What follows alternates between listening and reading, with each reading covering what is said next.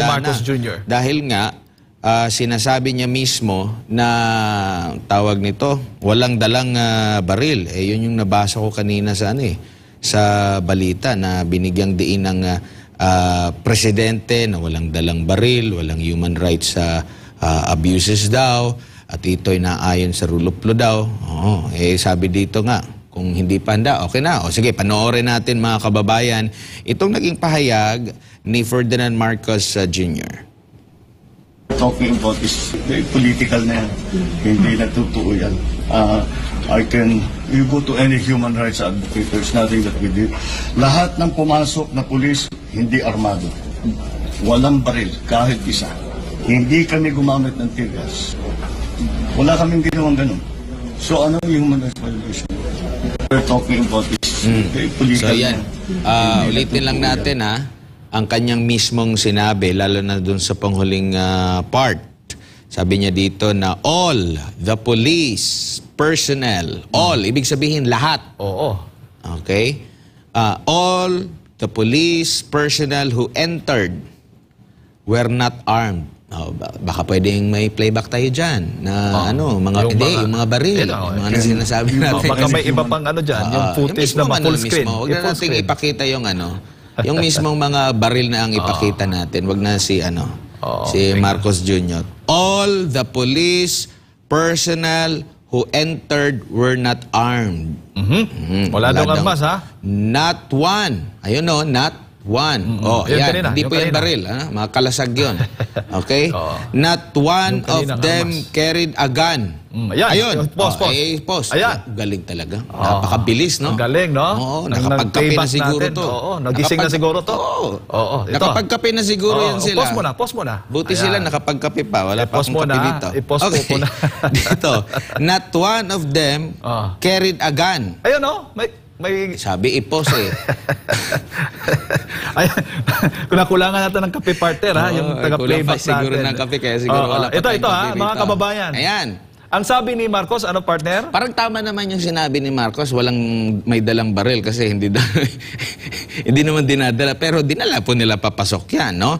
Meron pang isang footage. Yung pinakita sa amin na parang naka-assault formation na sila. Na parang lulusob na talaga sila na may dalang baril. Saka kung meron kayong video dyan, mismong si Torre may daladalang baril. Sabi niya, not one of them carried a gun. We did not use tear gas. Tear gas! Tear gas! Napakabilis. Kulang talaga ng kape.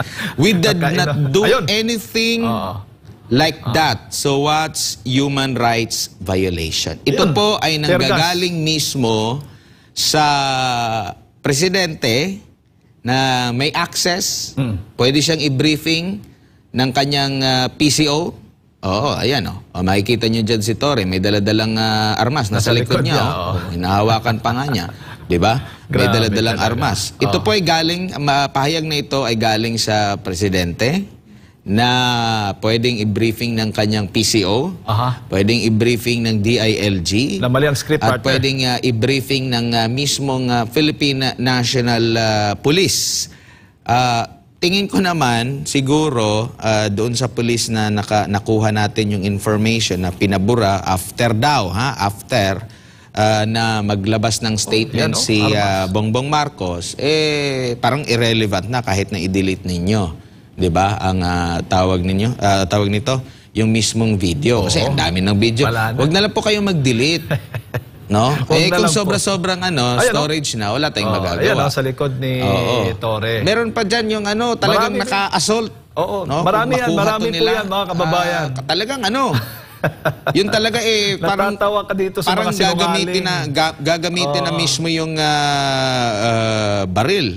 Diba? Ito, mga full battle gear pa yung mga lang. Ibibigay ko sa kanila, i-direct ko sa kanila kung nasaan yung mga baril na yun, na parang mag-ano na sila mag-a-assault na mismo yung tawag. Tapos magsasabi-sabi pa itong DILG Secretary Abalos na wala daw kinalaman, wala daw pakialam o kinalaman ang palasyo sa mga nangyayaring paglusob dyan sa KOJC. Tapos mismo ang Pangulo, mula mismo sa bibig ng Pangulo, sabi, wala kaming armas, hindi kami gumamit, kami. Ayan po ay mga kababayan. Sino ngayon ang nagsisinungaling? Ang nakakahiya at nakakalungkot mga kapartner, mismo ang Pangulo ng Bansa. Pasensya na po, with all due respect, hindi ko alam kung dapat bang igalang pang ganito. Kasi hindi mo iginagalang at kinikilala yung karapatan ng pananampalataya, religious freedom, property. Hindi po nyo kinikilala yung batas yung karapatang patao, Bill of Rights. Hindi po ninyo kinikilala yan. Marami na ngang mga kababayan natin, mga missionary workers na api. Pero wala, bingi, tikom pa rin ang bibig po ninyo sa pagprotekta at pagdepensa sa mga mamamayang inosente, mga Pilipinong inosente. Pero ang pinoprotekta at dinedepensahan po ninyo, yung inyong pulis. Kaya nga sabi, may private army na ba? Private army na po ba yung mga pulis? Tanong lang naman po yan ng mga simple at ordinaryong mamamayan sa ating mga opisyal na gobyerno tulad din ng Pangulo ng Bansa, partner. Ayan, naibigay ko na. Yan. Para at least, Magising. parang mas na-memorize pa natin yung mga piniplay ba? Lahat ng mga kababayan. Ayan po, hindi po yan human rights violation. Sabi nila, no? Tingnan natin Pinagsisip pa, kung walang armas yan. kasi nga, sabi nga, ulitin lang natin para at least word for Ayan, word. partner Sabi ito. dito. Grabe, ang hahaba ng mga... Oo. Sabi naman niya na walang hawak. Hindi hawak-hawak niya yung baril. So parang Nasa mesa. yung video mismo. Antayin lang natin yung video siguro mga after 10 dekada. Ito, ulitin lang natin ha.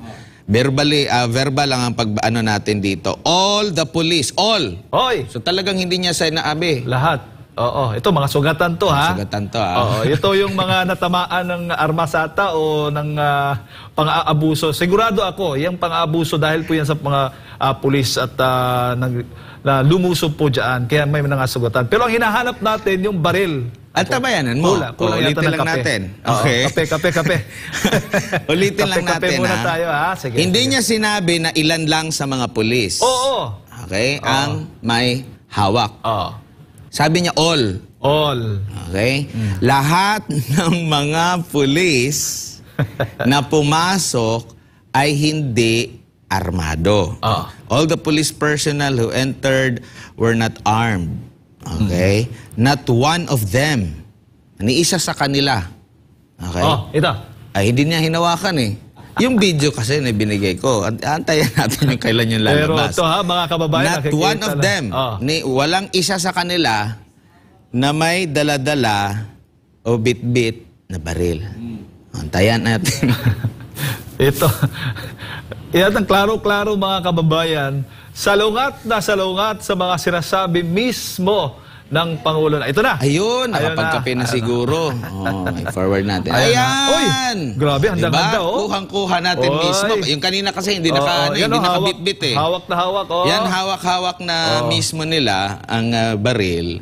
At tingnan mo yung formation. Proud na proud, ayun, nakatutok pa. Grabe, Yan yung magandang video. Parang may terorista sa loob. Akma talaga Ang doon galing. sa sinasabi ni, Ang ni galing Marcos naman. Jr. Ang galing naman ng pulis natin. Tignan po ninyo. Pero tingin ko, baka toy gun yan. Laro ang Kasi sabi kahoy niya daw. ano eh. Yari sa kahoy daw, partner. Sabi ng mga viewers natin. Sabi ni Bongbong Marcos, Kagawing kahoy? wala daw armas na bit-bit. All the police personnel who entered were not armed. Not one. Ni isa sa kanila walang dalang armas. So tingin ko, Isa? ano ito? Toy gun. Airsoft Ay, lang nako. siguro to. Grabe. Shout out sa mga police na andyan dyan ngayon sa